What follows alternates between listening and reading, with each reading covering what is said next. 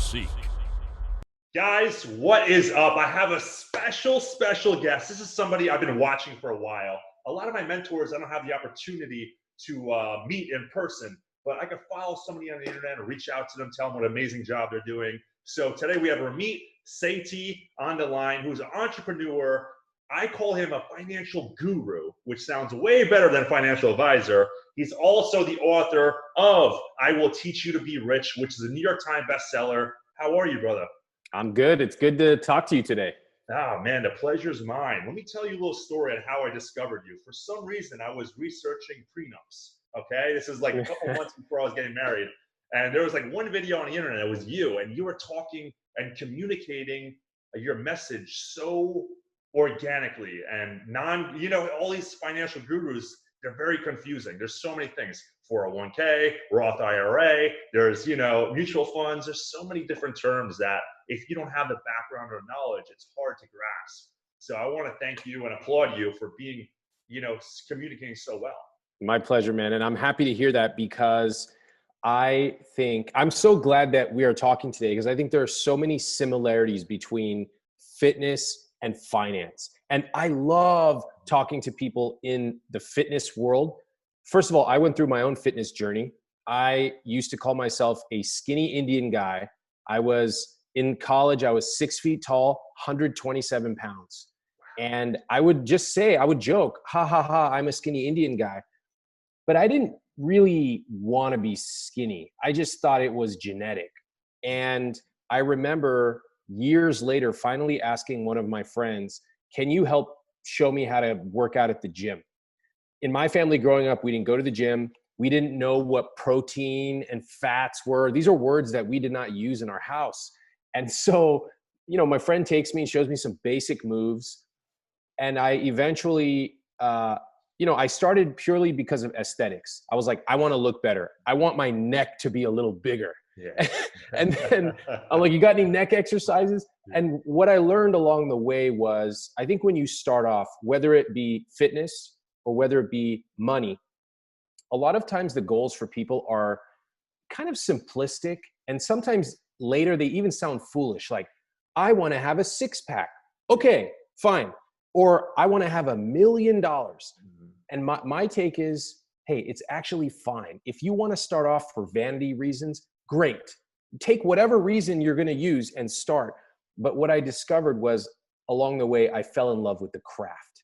And I fell in love with the systems around fitness. And of course, I like looking better, but I really fell in love with every day showing up and doing the work. And that's what I want to hope to instill today with people when it comes to money. Everybody, when you think about money, you think about some guy coming on here and lecturing you and telling you no more lattes. Not going to happen. You want to buy all the lattes you want, be my guest. But I think money can be fun, just like fitness can be fun. Yeah, for sure. No, I have a similar story. So I was 5'11", 139 pounds. So same thing. I was so skinny and I thought it was always going to be this way. Same thing when people get in that poor mentality. Oh, you know what? My parents were broke, no money. My grandparents were broke, no money. This is the best I could do. So I actually know a lot of people in my life that are that way, and they think that their current situation is going to remain the same, but it only remains the same if you don't do anything about it. Same thing as the body. If you want to get a little more muscular, if you want to have a six-pack, if you don't do the sit-ups and the repetitions, it won't happen. Just the same as if you don't pick up a book and learn about your finances and start putting money away into your savings account or your retirement account, it's not going to be there for you later. So yeah. I think it's very important for people to take initiative. That's the number one thing. And you're right. When they start out, I remember when I used to work. So I used to have some really odd jobs. I used to wash cars at BMW. And I used to sweep movie theaters, the popcorn off the movie theaters. And I would start working out during the same time. But I remember when I first saved up like a couple $1,000s, I spent it like on jewelry. I'm like, why am I even buying jewelry? Because I felt like that's what I needed to do. I felt like, lower class. And I was like, all right, I want to keep up with the Joneses, or, I want to appear a certain way, appear like I have money. But really, when you're buying things like that, it's, there's nothing.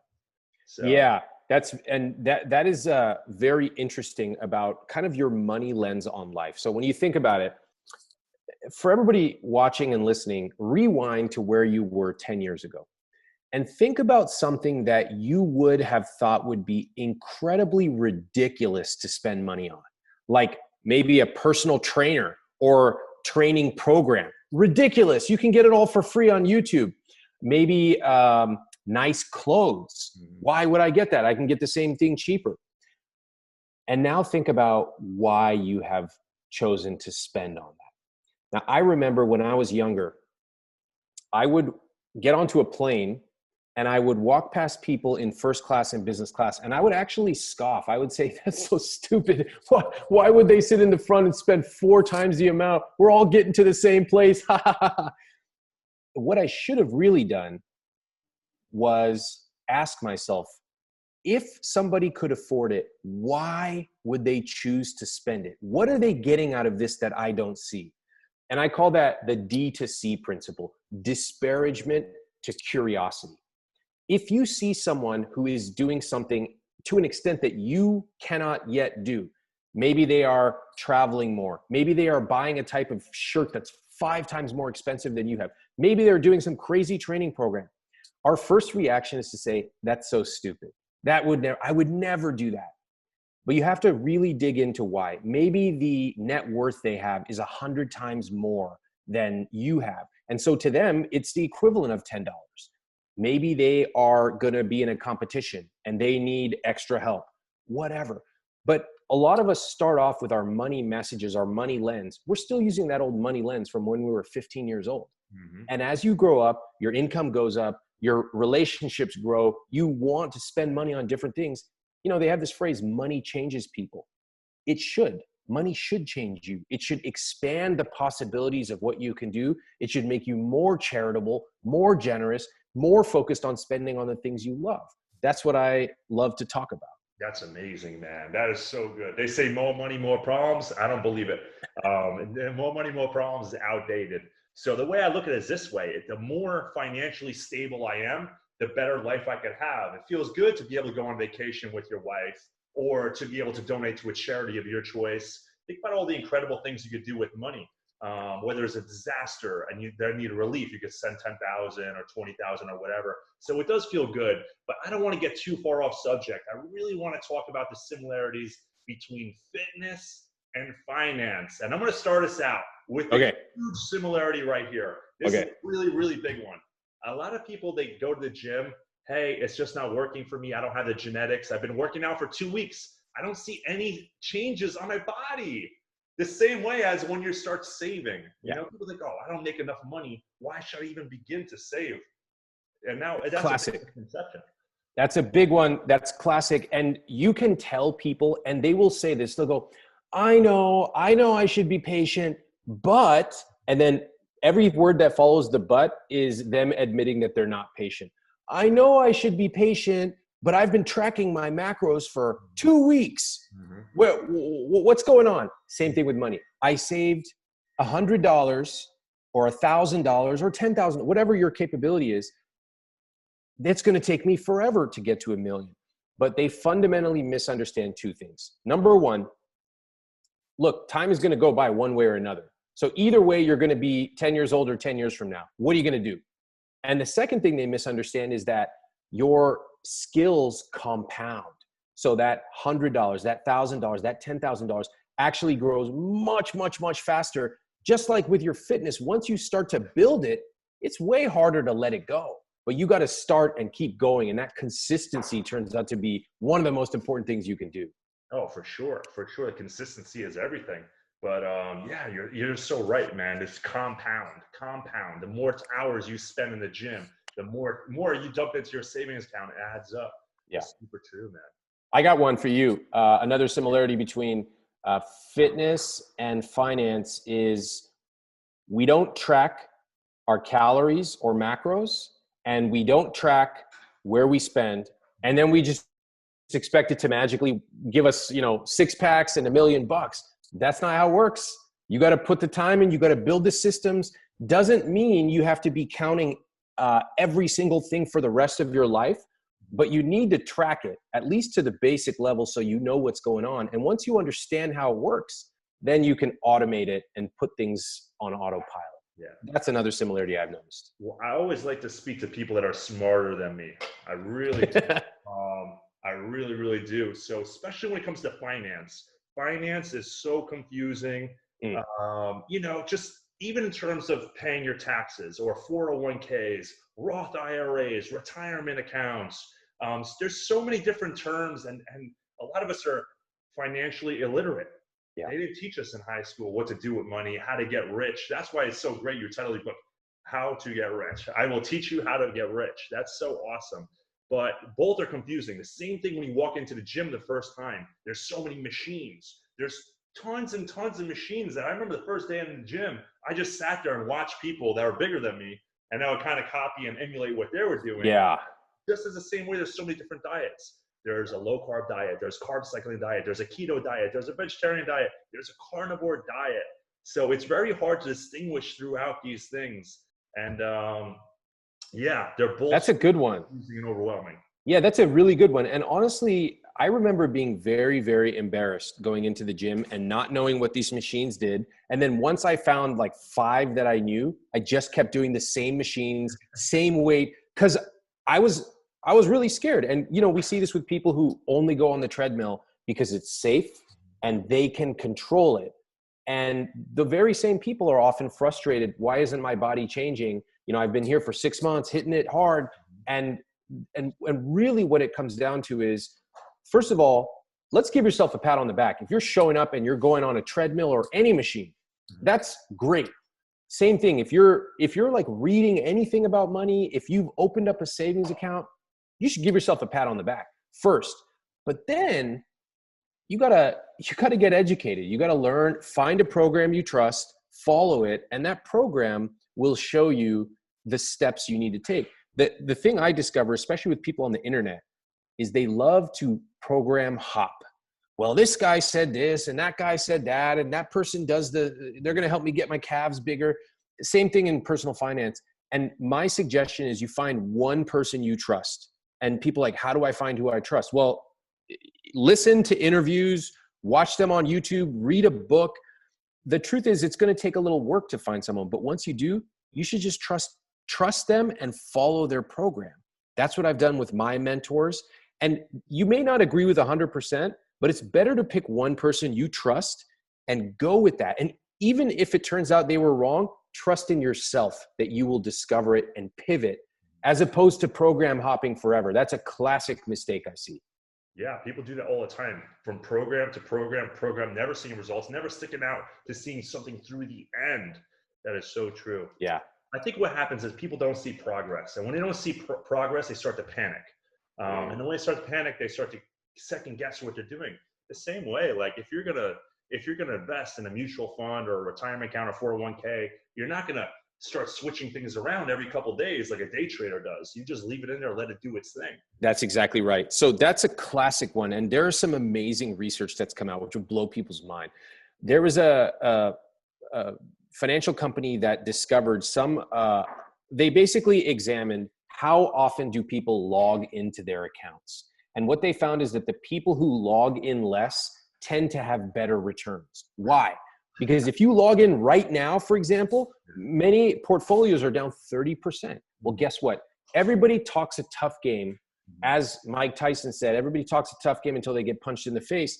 And that is exactly what's happened in the financial world. Yeah. So you log in, you're like, I got my program, I'm set. And then you see 30% of your wealth may have gone away. And most people do not react by saying, let me analyze what has happened in prior market downturns. They're like, oh shit. And the first thing they do, they sell. Yeah, they sell. So they are literally selling low and buying high. Guys, that's the opposite of what you're supposed to do. Mm-hmm. This is why you want to set some rules so you don't have to constantly be making decisions. I have rules for fitness. 4 times a week, I have a program, I have a trainer. I'm going to go show up, do the work. I have rules around my food. I know my macros, etc. Same thing in personal finance. Yeah. I know my rules. How often am I going to log in? What am I going to do? And that way, when it comes time to do the work, you're not thinking and panicking. You're just working. So how often do you log in? Because a couple of weeks ago, I was freaking out, man. I was like watching the news all the time. I'm checking my accounts, and I was 30% down. And yeah. the advisor called me, and I was like, oh no. I was like, what do I do? Do I sell? She's like, no, it's the worst thing. Same thing you said. That's the worst thing. This is a good time to put money in. Yeah. So it's so funny. It's interesting. Yeah, it's interesting, by the way, that people, if you went, for example, to buy a shirt or chicken breasts or toothpaste and it was 30% off, you'd be like, this is great. However, when the market goes down, young people, interestingly, if you're young, you should be happy if the market goes down, if you believe, as history has shown, that the market will recover and go up over the long term. However, most people don't think that way. They think price of toothpaste down is good, but price of the market down is bad. It doesn't make any sense, guys. You should be really thinking, you need to get educated about how the market works. And if you do, you would flip things from being scared to often seeing them as an opportunity. Yeah, for sure. There's two types of people, half glass full, half empty. Same thing with fitness. I think when I first started working out, I told you I was 130 pounds. I didn't think I seen progress till 4 years later. Wow. Obviously I gained a couple pounds, but it was just I hit this sticking point where all progress just skyrocketed out of nowhere. So it was really cool, but it shows that nothing is going to happen overnight. Yeah. You're rich overnight, the same way you're not going to build a physique overnight. It doesn't happen now. I mean, I wish it did. But Isn't it crazy though? The same thing happened for me. It took me a long time to finally click everything. But thinking back, if you knew then what you know now, how fast do you think you would see results if you were executing perfectly from day one? Oh my God, forget about it. Night and day. I've been weight training for 14 years. 14 years. There was so much trial and error. But now with the internet, with being able to Google something and a finance video comes up and you get to pick and choose different mentors and have them at the click of your fingertips or different fitness coaches. Yeah. Amazing. The amount of information out there is amazing that if you want it, it's accessible and you can utilize it and it could change your life. This is why I really like talking to people in the fitness industry because, if you are into fitness, then you clearly are into self-development. And I have found that people who are interested in one part of self-development tend to bleed into others. So after people read my book, they often email me and tell me, I decided to get into fitness. I've been thinking about it for so long because the principles are transferable. And I love what you said about all the mentors available. So I have a principle called Ramit's book buying rule. And it goes like this. If you ever see a book that you're even thinking about buying, just buy it. Don't hesitate. Don't equivocate. Just buy it. Because to get an author to compress probably a decade worth of work and research into a $10 book is the absolute best value you can get. And if you can get just one thing out of that, you win.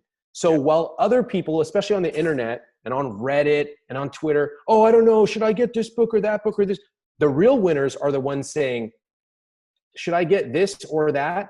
Yes. They get them both. They read them. They pick and choose what information they want to apply.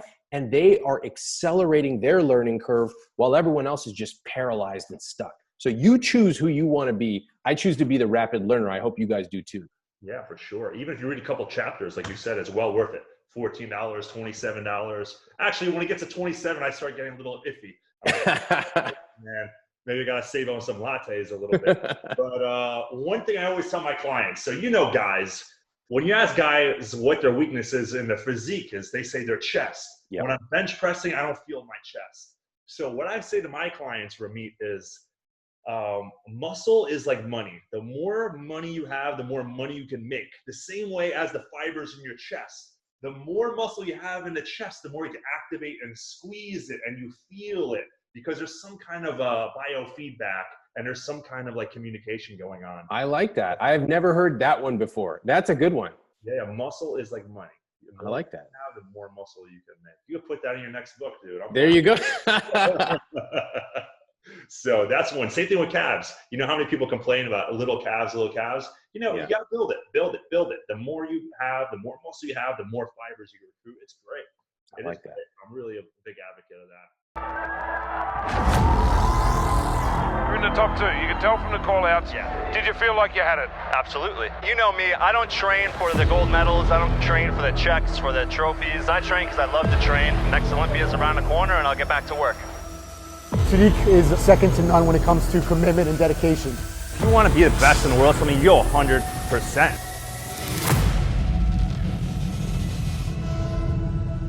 I'm in. Are you?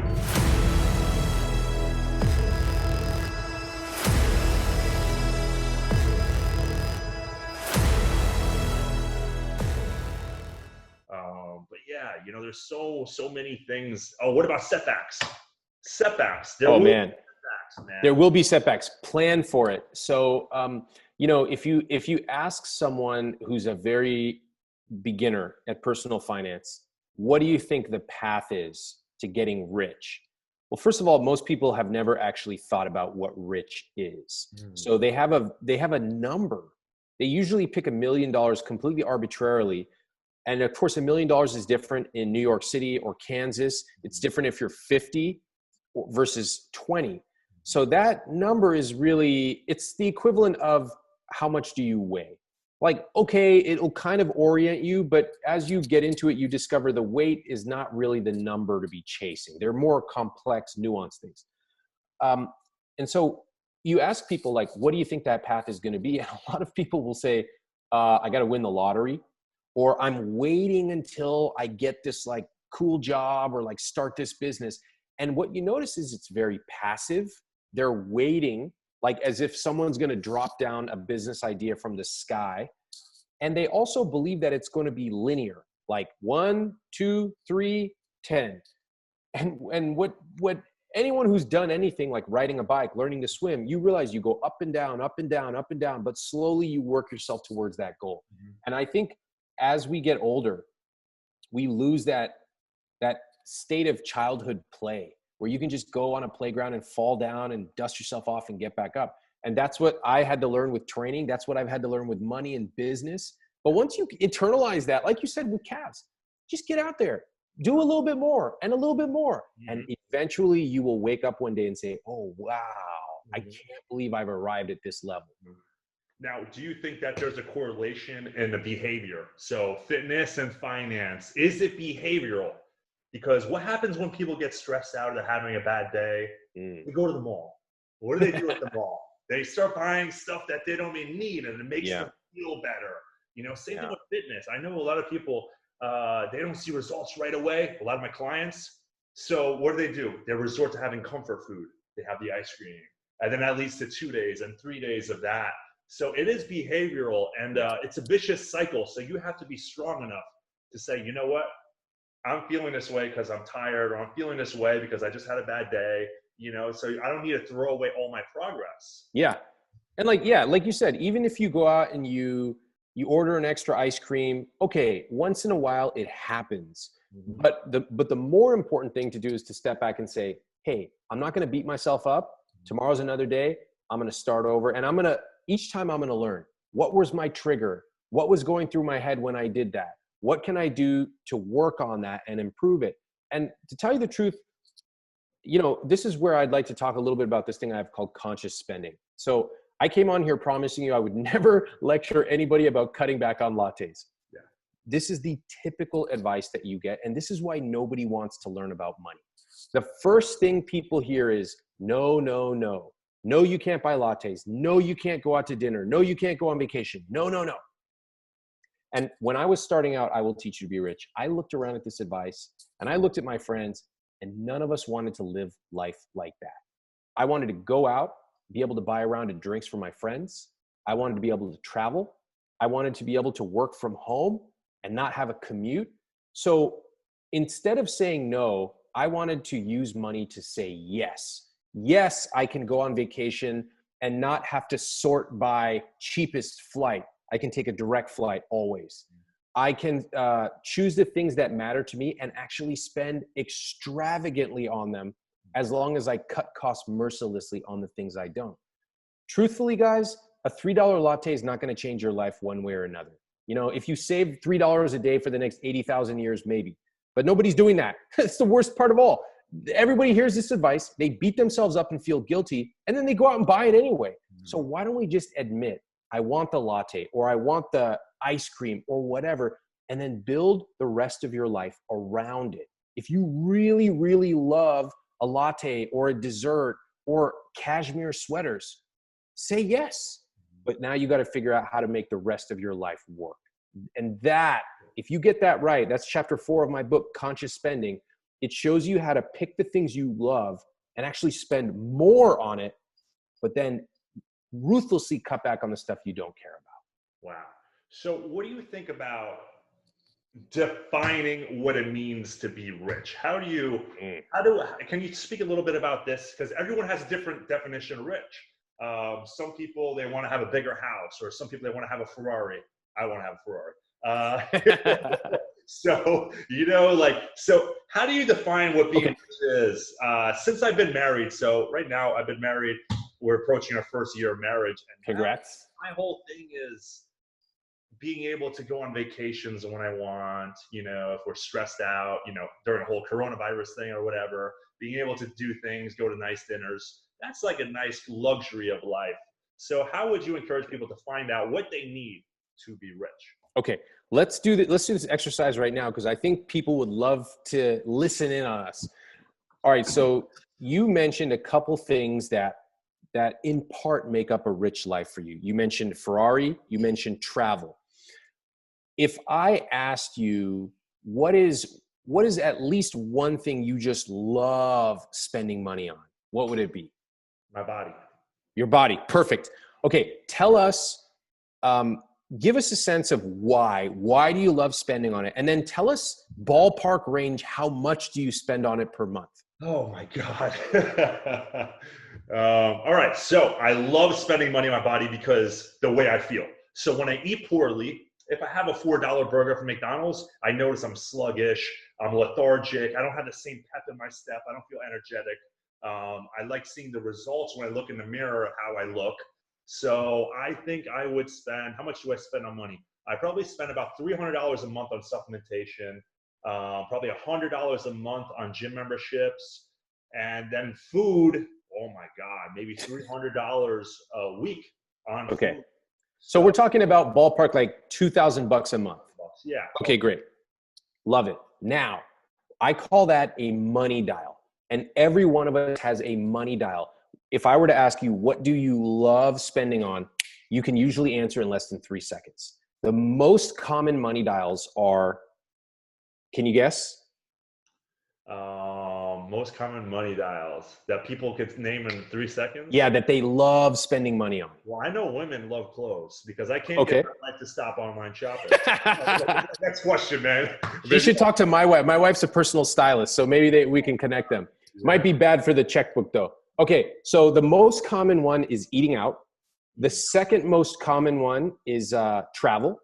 And the third most common one is health and wellness. Now, interestingly, I think you would fall into that bucket, but when most people think about health and wellness, they don't really say my body. I think you say that, you articulate that in a very specific way. Most people are talking about, I go to a fitness class or a spin class, or I buy organic chicken or something like that. Something relating to health and wellness, okay? Mine is convenience. So I have a full-time personal assistant. My fridge is like perfectly organized, my calendar, all that stuff, because that's what kind of gets me off. I like that. Now let's go to the second part of the question. And for everyone watching and listening along, play along. You should have already identified your money dial.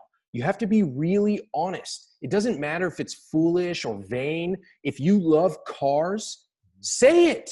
Nobody's judging you. It's just us. So admit it. Okay, great. You got your money dial. Now, here's my question for you. What if you could quadruple the amount you spend on your money dial every month? What would it look like, and what would it feel like for you? Oh, man. What would it look like and feel like? Well, number one, it'll be more expensive. What it would feel like, amazing. It would make me feel great. What would you do with the money? What would I do with the money? Probably travel and host seminars, fitness seminars, Good.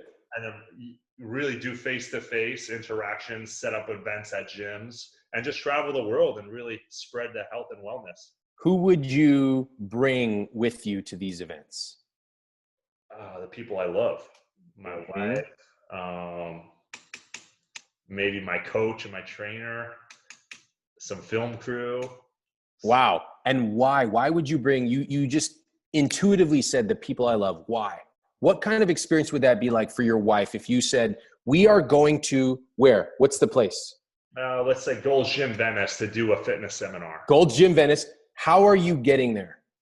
First class, baby. First class. Very good. So seat 2F. That's a great seat on the plane. Okay. 1A is pretty good. 1A. Okay.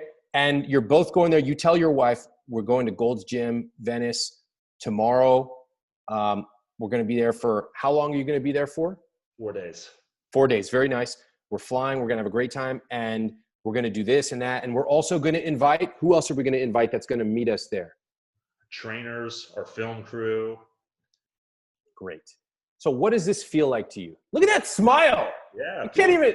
Dude. And plus, did I mention we're going to stay at the Ritz-Carlton? And bro, now you're speaking my language. I'm a hotel guy, so we could talk about hotels all day long. Okay. The key here with money dials is, first off, I ask people, what do you love spending on? Everybody's got something. Oftentimes, they will intuitively know it and admit it. Sometimes it's a little harder because it feels foolish or vain, but I don't care. I want to hear the real truth about what you love. Then I ask, what if you could quadruple your spending? And what is fascinating is that many people get stuck here because most people have never thought about spending more on the thing they love. They have a limiting belief around them. They have only thought about cutting back on everything. So by starting with the thing we love and actually expanding the possibilities, oh, I'm not just going to go to Gold's Gym Venice. I'm going to fly 1A. I'm bringing my wife, I'm bringing my camera crew, and we're staying at the Ritz-Carlton. You can't erase that smile off your face. Yeah. And suddenly, two things have happened. Number one, we now understand how money can be used to create our rich life. That is number one. That's where we start, by using money to say yes. And the second thing is, now that we have got clear about what our rich life is for today, now we can also cut costs mercilessly on the things that we don't care about. Wow. That is a money dial, and that's the core philosophy of I will teach you to be rich. Wow. That's so powerful, man. Wow, that's so cool. That really is. Why is it that, now we're going to switch subjects a little bit. Why is it that you think that young athletes, when they come across money, they tend to get in trouble? Why is it that, you know, Mike Tyson has all his millions of dollars and kind of goes a little bit off the deep end, and many other guys in the NFL? And why is that? You know, it's interesting. You see people who rapidly get a lot of money. They go from one end of the spectrum to the other. And in many cases, it's not good. And this is not just with athletes. It's with, you know, those kids that are on that Disney show. They become celebs overnight, and then they're all like on drugs like 2 years later. I'm like, okay, I've seen this story before. If anyone is going from one end of the spectrum to another, you're in danger. Why? Because you haven't built the habits of the new chapter of your life. If I were to give you, anybody watching or listening right now, if I were to give you $1 million tomorrow, would you know what to do with it? Would you know how to change your behavior? Would you know how to change the way you talk or think? No. I would be willing to bet not. And I know that because I told you what I used to do when I went on airplanes. I would scoff. Now I don't do that. I understand why people might choose to spend. I also understand that there are things that once you have money, you kind of try things out and you realize, I actually don't care about that anymore. And that's kind of a big relief. Like personally, I could go and buy a nice car and I just have no interest in it. I live in New York City. It's not my thing. And I feel an immense sense of relief because it's not part of my rich life. But I love hearing that it's part of yours, because your rich life is different than mine. It should be. So I think for people who go from a radical change to a radical change, this is true in fitness too, they often kind of don't know how to change their mentality and behavior. I think a much healthier way is to do it gradually.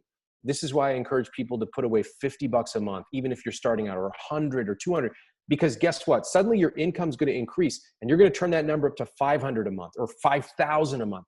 But guess what? You learned a lot at the $50 level. And now you're ready to operate at the bigger level. So you're saying that they need to learn through trial and error that buying the nice suit isn't going to give them the happiness, or buying a nice car may not give you the happiness. Wow. Yeah. Like, look, personally, I bought the nice suit when I was, well, what I thought at that time was a nice suit for me. And as my earnings went up, I was like, you know what? I want to try spending on different stuff. So I would try a different type of restaurant than I had ever eaten at, or a different type of clothing. And then here's the truth. I learned that some of it I actually really love. One of my money dials is clothes. I love buying clothes that they make me feel good. I love the craftsmanship. But like cars, for example, just don't do anything for me. So I think that as your earnings go up, instead of this scarcity mentality of I'm not going to spend on anything because if I try that nice restaurant once, I might eat there forever. No, I trust myself. I'm going to go there once. I'm going to try a nice hotel. And then I'm going to decide, do I love it? Cool. Let me earn enough to come back. Or if I don't, also cool. It's not for me. Yeah, I totally feel you. A lot of our viewers are young, Ramit. I want to ask you a question. Is it ever too early or too late to start saving for retirement? It's never too early. The math behind starting early is incredibly powerful. I'll give you an example in just a second. But I also want to emphasize to everybody, you've probably heard some parent or grandparent lecturing you about retirement. And I usually like to start off by talking about, what do you love spending money on like this year? Because while retirement is powerful and you should and need to save and invest for it, no 20-year-old is waking up in the morning and saying, let me optimize my tax-deferred investments for retirement. They don't care, you know? So it's like somebody starting out in fitness. You try to teach them about mobility on day one. They don't care. They're like, mobility? What are you talking about? I'm 20 years old. So what I'll say is this. I'm going to give you an example, and then I'm going to talk about what you can do today. So here's an example of two people, Smart Sally and Dumb Dan, let's call them. This is from my book. Smart Sally starts investing $100 a month for 10 years, from age 25 to 35. And then she stops. She never invests again, and that's it. 10 years, $100 a month, that's it. Dumb Dan decides to wait until he's 35. Okay, now maybe I shouldn't say he's dumb because maybe there's some 35-year-olds listening, but for the moment, he's Dumb Dan. So at 35, he starts investing $100 a month, and he invests until 65. So Smart Sally invests for 10 years. Dumb Dan invests for 30 years. Guess who has more money at the end? Smart Sally, even though she only invested for 10 years. Why? Because she started earlier than Dumb Dan. This is the power of compounding. It's like nothing the human mind finds it very difficult to fathom, but imagine a snowball just rolling down a hill. At a certain point, it is so big, you cannot stop it. And so the bulk of your gains will happen later in life. But the best part is you set it up in your 20s or 30s or maybe your 40s, and you just fed it automatically. And then you close your eyes and you wake up. 10 years is going to go by one way or another. And you look at your accounts and you're like, damn, I'm glad I will teach you to be rich. Damn, I'm glad. That is how you start creating the financial part of your rich life. Yeah. So I recently started doing my retirement fund. So I started doing my retirement fund, and obviously you start aggressive and then you taper off as you get to 65. But the reason I started doing this was because I started making money in fitness. So I grew up from a poor family. Nobody had any financial knowledge. We're financially illiterate. And I started doing very well in my career. I started making money, $500 contract a month, started growing. And then I got time to pay taxes. And nobody told me that the more money you make, the more taxes I have, because my parents told me save every single penny. So here I am saving every single penny. And taxes came, and I was like, oh no, I'm in trouble, man. They want a lot of money. Luckily, I had the money, but I started to find out ways where I could kind of avoid paying taxes. Do you have any? Tell me what the secret is. How can we avoid paying taxes? Okay, so first of all, I want to say a couple things. It's really interesting what you said, that your parents told you to save. Saving is good, but it's not enough. That would be the equivalent of somebody saying, go to the gym 3 times a week. Like, yes, you should, but that alone is not enough. That's not going to get you to the goals you want to achieve. And you will typically hear save from the lower middle class or even middle class, but the wealthy are the ones who will tell their children, invest. You need to create an asset. An asset can be a business. It can be a stock portfolio. It could be rental real estate, but it is an asset that will continue to grow even if you are not actively putting money into it. So that is like number one. I'm not surprised to hear your parents say that. Most of the people listening, they have only been taught to save because their parents are not particularly savvy. And that's okay. Our parents did what they could and they were great at what they did, but we now have the charge to learn more for our generation. As for taxes, I have a couple of things I want to share. First off, I will say that the more I have made, the more happy I am to pay my taxes. So I pay a tremendous amount in taxes and I'm happy to pay it. Okay. Guys like me should be taxed and we should pay because there are others who can't afford to. So that's just my personal philosophy.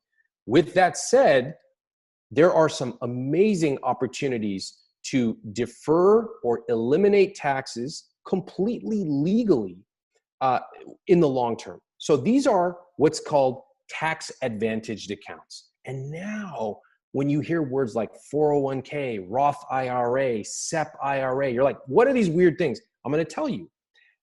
The government wants people to invest for the long term. So they provide tax advantages. I'll give you an example.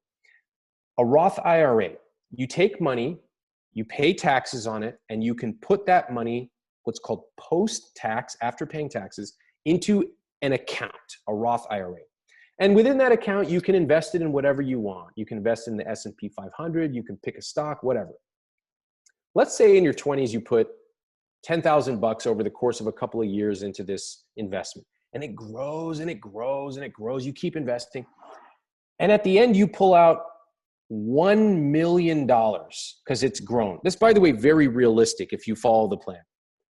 Guess how much you pay in taxes? None, because you already paid your taxes on the money you contributed. So all the earnings are tax-free. So these are the kind of things. Stop worrying about your lattes. Stop worrying about ordering cheesecake for dessert. Those are $3 questions. What you really need to be asking are $30,000 questions. Do I have the right investment accounts? Do I understand my asset allocation or the way my pie chart looks? Am I automatically doing this so I don't have to sit there and do it manually every month? Those are $30,000 or even $300,000 questions. Stop with the $3 questions. Focus on the big wins. That is how you are going to achieve some huge results. Wow. So your approach is macro, not micro. Yeah. I mean, if you get the 5 to 10 big wins right in life, you never have to worry about $3 questions again. Yeah. Big wins include, do I have a good job and am I being paid well for that job? You can search Ramit Sethi negotiations on YouTube and you can see me actually negotiating with people and you can learn right there how to negotiate your salary. That's one. Do I understand how to invest my money automatically? That's 2. And there's also my relationships. Do I have healthy relationships? That has a direct impact on your money. If, just to put it bluntly, if you are married or in a relationship and the person you're with is not supportive, what chance do you think you have of losing weight, putting on muscle, or growing financially? It's very difficult. I'm giving away $10,000 to 2 lucky winners that make the best overall transformation. So what that also includes is a trip to New York to train with myself. I give you guys every tool that you could possibly need. So what are you waiting for? Let this be the year you finally get in shape, so sign up now. Yeah, for sure. Was that the tripod of stability? The tripod of, thank you. Good research. The tripod of stability. Yeah. So look, I want to have 3 rough things in my life that are stable: where I live, where I work, and my relationships. Because if I have those things stable, then I can afford to take bigger risks. I can try some experimental stuff with my business. I can take a trip to a place that is kind of spontaneous, but I got to make sure that I'm stable on those and really feed those, right? With time and love and attention. And if I do those, man, the rest of my life, I can be more spontaneous and effective and fun. But for each of us, I would say, what is your tripod of stability? Think about it, make it happen, and then suddenly you will feel a lot more free. Yeah, totally. Now, what's your theory on buying versus renting? What is your theory? Because there's so much conflicting evidence, and I watch a lot of YouTube and hear different theories. Okay, I'm going to lay it out for people. So I have a bit of an unconventional approach on a lot of things with money. One of them is real estate. And anything I'm about to say, you can read the actual research or the numbers in chapter 9 of my book. I want people watching and listening to know this. Number 1, never feel guilty about renting. For some reason, real estate is religion in America. And what I mean by that is people don't understand any facts or logic. They just throw around phrases like, you're throwing money away on rent. They're not building any more land. Do it for the tax deduction. And all these kooky theories where if you ask them, what tax deduction are you talking about? Or they're not building land, and yet real estate prices in New York seem to have gone up. But do they always go up? People look at you like completely puzzled. It's because you're actually questioning their aphorisms that they have no idea what's behind them. Here's the deal. Most people think that buying a house is the best investment they can make. Many people are mistaken. As an asset class, the stock market has outperformed real estate over the long term. That is shocking to most people. You have to remember where you got your information. Who told you to buy a house? Probably your mom and dad, because their biggest asset is their house, because that's what their mom and dad told them. Your mom and dad probably never picked up a personal finance book. Your mom and dad certainly don't know the value of the S&P 500 since 1900. And your mom and dad, it would be devastating if they actually calculated all the phantom costs that they have spent on their house. Now, I don't want to crush everybody's dream here. Let me say this. If you want to buy a house, know why you are buying it. If you're buying it because you're just like, this is my dream house, I love it, school district, whatever, great. If you are telling yourself that it is an investment, run the numbers. There's a buy versus rent calculator on the New York Times. You can look up the numbers on chapter 9 of my book. But in general, there's a lot of opportunities beyond real estate. And I'm specifically talking about buying the house that you live in and thinking it's a great investment. A lot of the time it's not. And you can get better returns in a diversified fund in the stock market. Now, everybody can send me your hate mail. Go ahead. I've seen it all. I welcome it. Send it to ihateyou@iwillteachyoutoberich.com. It will not be read. You're not the first guy to say it. Don't worry. You're not the first guy at all. You're not the first guy. So, economy is down. It seems like it's down. People are losing their jobs. Unemployment is high. People are losing their business. I know a lot of friends who have gyms. One in particular has a gym in the city, very high rent. Doors might be shut for 2 or 3 months. How do people in the fitness industry pivot and adjust in a time like this? Okay, so this is a real tough time for a lot of folks, both on a personal level and on a business level. So I just want to first off say, I run a business myself, and I feel for every entrepreneur who is having to make very difficult decisions. Okay, so all jokes aside, this is serious stuff. I think that I have been asking my readers. So I have a newsletter with about 300,000 people. It's iwt.com. And I have my Instagram and YouTube. And I've been asking my readers to share their stories as business people. What are they seeing? What are they doing? Many of them have told me that overnight, their business dropped 70 to 95%. Then I asked them, what are you doing to adapt? And this really blew me away because I started getting these stories that knocked my socks off. There's a runner's store. It's like running shoes store, specialty store in New Jersey called Runner's High. And the manager there wrote me and said, within 72 hours, we adapted our business model, free shipping, curbside pickup for shoes. And we emailed all of our clients telling them, please support us. That was amazing. I know a Pilates instructor in the city who within 96 hours, she went online. She'd never done online before. And I asked her, how's business going? And she said, I am now making 50% of what I used to in my studio. Now 50% is still a huge haircut, but that was in 4 days. I talked to another one of my students who said he runs a gym. So every gym owner, listen up. The minute this happened, he called up his best clients at the gym, the ones with the long-term personal training contracts. He said, take these kettlebells home, bring them back when this is over. We are going to design custom workouts for you and we will work with you. Smart, right? Really smart. Went above and beyond. The equipment's out of use anyway. You might as well give it and then trust him to bring it back. Think of the loyalty you generate with that. So I want to say a couple of key things. Number one, as a business owner or as a person who may or may not be unemployed, this is what you need to know. You need to look around at what's going on, accept reality, make a plan, and move. Do not get paralyzed. Do not wait for someone to come and save you. It's never going to happen. It's up to you. The second thing, and this is kind of dark, like some of these businesses will not survive. And we have to accept that.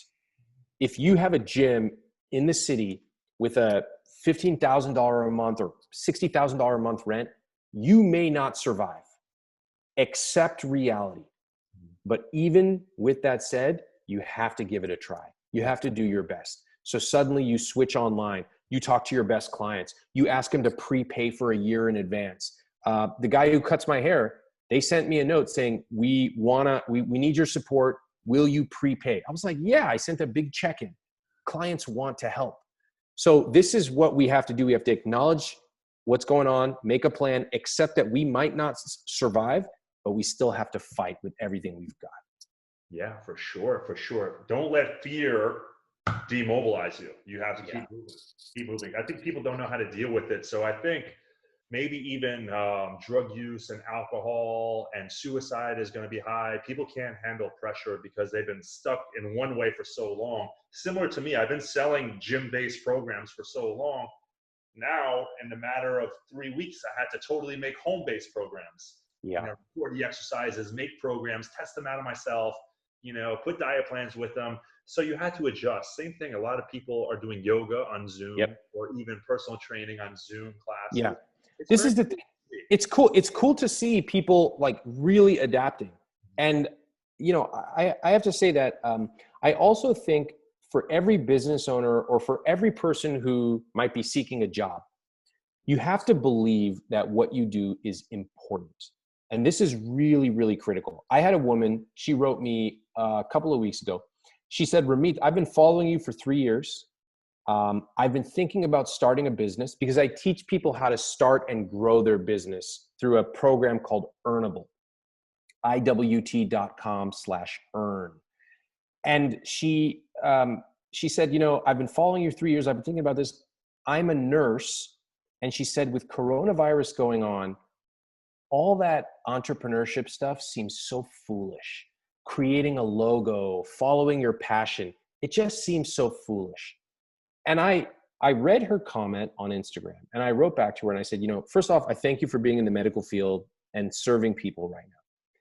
But I have to tell you that for somebody who needs a logo right now, that's not foolish. Entrepreneurs are hiring. Some businesses are hiring. And as a business owner, if you don't believe what you do is important, then neither will your customers or clients. So even if you're a personal stylist, my wife is, that's a tough business in a time like this. But for thousands of years, people have paid to look good, to dress well, and to feel good. So you have to adapt and believe what you're doing is important. Otherwise, you might as well just close your doors today. Yeah, for sure. Man, I could speak to you forever. I really could. But Ramit, how can people find you? I know you mentioned IWT.com. I will teach you to be rich. How else can I find you? Okay, you can find me. If you want to learn how to start a second stream of income, start a business, go to IWT.com/earn. Sign up there, put your email in. We'll just send you some amazing material and ways of thinking about growing your business. I'm on Instagram at Ramit, and I'm on YouTube at Ramit Sethi, RAMIT SETHI. And congratulations, you're almost at 200,000 subscribers, I saw. That is not easy. I appreciate that. The next milestone is 1 million. Yes. Thank you so much for your time. It's been a pleasure. And this was awesome. Thank you.